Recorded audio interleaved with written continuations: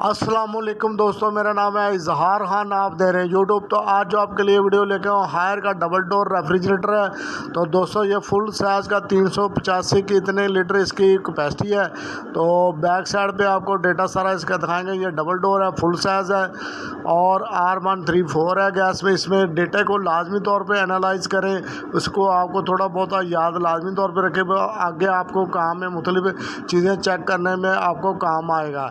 जैसे कि किसी चीज़ में फ्रिज जो अगर कोई गैस चेंज कर देता है या कंप्रेसर चेंज कर देता है तो आप उस डेटा की बेस पे रीजनल कंप्रेसर रीजनल कैपेसिटी को लगा सकते हैं, गैस चार्ज कर सकते हैं। तो दोस्तों इन चीज़ों का भी ख़ास तौर पे ध्यान रखना चाहिए। कंपनी कौन सी है, मॉडल कौन सा है, मॉडल का आप इतना ना भी करें। और दूसरा जो ना डेटा लाजमी कंप्रेसर साइज़ है, ये चीज़ें लाजमी आपके जहन में होनी चाहिए गैस का। तो दोस्तों इससे पहले कि हम आपको वीडियो का बताएं, इससे पहले आपसे एक छोटी सी रिक्वेस्ट है, इस चैनल पे नए तो सब्सक्राइब ज़रूर कर लें और बेल के बटन को ऑल नोटिफिकेशन पे ऑन कर लें। तो दोस्तों इसमें प्रॉब्लम ये आ रही थी, ये कूलिंग नहीं सही तरीके से कर पा रहा था, यानी कि थोड़ी सी कूलिंग होती है, उसके बाद बंद हो जाता है, दोबारा से चलता है, फिर बंद हो जाता है। तो दोस्तों हम इसको चेक करेंगे। हमने तो इसको बैक साइड पे आ गए, मल्टीमीटर हमने लगा लिया है, इसको ऑन कर दिया ऑन। ये बिल्कुल ठीक हुआ, आप देख सकते हैं इसके एम्पेयर गए हैं और अब डाउन आना शुरू हो गए हैं। लेकिन ये इसमें प्रॉब्लम ये आती है कि ये बंद हो जाता है। तो उसको वजह को हम ट्रेस करेंगे।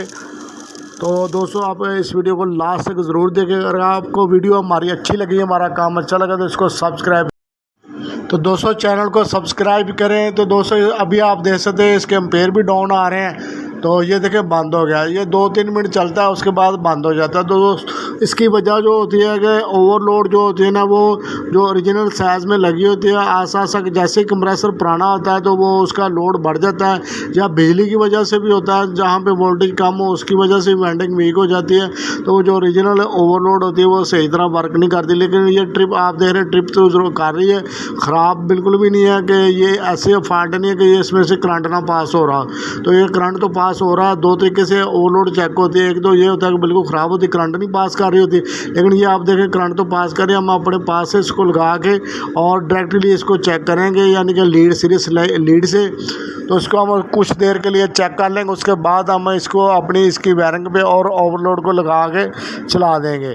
तो दोस्तों आप इसका हमें तो ये तो कंफर्म हो गया कि इसकी स्टार्टिंग तो बिल्कुल ठीक है। स्टार्टिंग कंप्रेसर आप लगाना चाहे तो लगा भी सकते हैं, नहीं लगाना चाहे तो वो भी आप आपके जगह के और करंट के साथ आपकी बनस्पत से आप लगा सकते हैं। क्योंकि स्टार्ट तो बिल्कुल ये ले रहा है। दोबारा से हमने ओवरलोड लगा के इसको चला दिया। अब हम इसको कुछ देर के लिए चेक करेंगे, आधा पौना घंटा। उसके बाद हम इसको सारे कनेक्शन लगा के टेप वगैरह लगा के, क्योंकि थिम्बल वगैरह चेंज करने पड़ेंगे हमें, तो वो हम लगा के इसको चेंज कर देंगे। ये देखिए एम्पेयर इसके डाउन आने शुरू हो गए, क्योंकि काफ़ी देर बंद रहा है, इस वजह से इसका लोड थोड़ा सा ज़्यादा है। जैसे लोड नीचे आएगा एम्पेयर भी कम हो जाएंगे। तो दोस्तों आप अगर प्रॉपर तरीके से फॉल्ट को ट्रेस करेंगे अच्छे तरीके से, तो दोस्तों जब भी आपके पास है कूलिंग की या किसी भी रेफ्रिजरेटर की कंप्लेन आती है, आप स्टेप बाय स्टेप उसको चेक करेंगे तो इजीली आप फॉल्ट को आसानी के साथ ट्रेस कर पाएंगे और उसका हल निकाल पाएंगे। तो दोस्तों इसी तरीके के साथ हम HVAC से रिलेटेड वीडियो अपलोड करते रहते हैं, RAC से रिलेटेड। जैसा कि सीज़न हमारे एरिया में जो हमारा पाकिस्तान, इंडिया हो गया, बांग्लादेश हो गया, इनमें जो ना सीज़न चल रहा है, गर्मियाँ काफ़ी अपने रूज पे आ रही हैं। तो इसको हम थोड़ी देर चलने देंगे।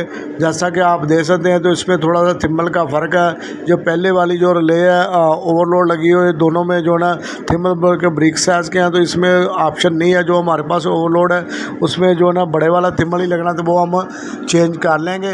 ये हम लीडें लगा के उसके प्रॉपर तरीके से आपने टेप वगैरह लाजमी तौर पर करनी है। ऐसा बिल्कुल नहीं, बाज़ जगह पे हमने ये भी देखा है कि मैकेनिक लोग इसी तरह के टेप वगैरह नहीं करते, बल्कि थिम्बल भी नहीं लगाते और उसी तरह वायर को छील के तो क्रॉस करके तो जोड़ लगा देते हैं। ऐसा बिल्कुल भी नहीं करना चाहिए, वो आसा लूजिंग आ जाती है, तो उसकी वजह से भी कंप्रेसर ख़राब हो जाता है। तो हम थिम्बल इसको प्रॉपर तरीके से लगाएंगे। जहाँ टेप की ज़रूरत है आप टेप लाजमी तौर पे लगाएं। तो इसको हम दोबारा से लगा के, तो इसको कूलिंग वगैरह इसकी बिल्कुल ठीक हो चुकी है। हमने पूरा आधे से पौना घंटा इसको चेक करते रहे। दोबारा से हम इसको ऑन करेंगे थिम्बल वगैरह लगा के। तो पहले हमने एक लीड के साथ इसको चेक किया था सीरीज लैंप के साथ, तो दोबारा से हम दोस्तों ये देखें लगा देंगे। तो ये स्टार्ट उसी तरह से लिया है इसने। तो इसमें जैसा कि मैंने पहले भी आपको बताया, स्टार्टिंग इसमें प्रॉब्लम नहीं, आप चाहें तो स्टार्टिंग ले कैपेसिटर लगा सकते हैं कॉइल वाली। तो अभी हमें आधे घंटे से ज़्यादा हो चुका है, तकरीबन 8 बजे से पहले हमने इसको ऑन किया था, तो 8:30 बजे तक इसको चलाया हमने। तो ये आप देख सकते हैं इस पर जो ना 1/4 1/3 के आप ओवरलोड आसानी के साथ लगा सकते हैं। तो कूलिंग इसकी बिल्कुल ठीक थी, गैस बिल्कुल ठीक थी, गैस इसकी रीजनल है, गैस का बिल्कुल भी प्रॉब्लम नहीं थी। तो दोस्तों ये वो वाली ओवरलोड जो हमने उतारी है, तो दोबारा से हमने लगा के तो इसको ऑन कर दिया। उसके बाद हम कवर वगैरह लगा देंगे। अम्पेयर आपको दोबारा से चेक करवा देते हैं।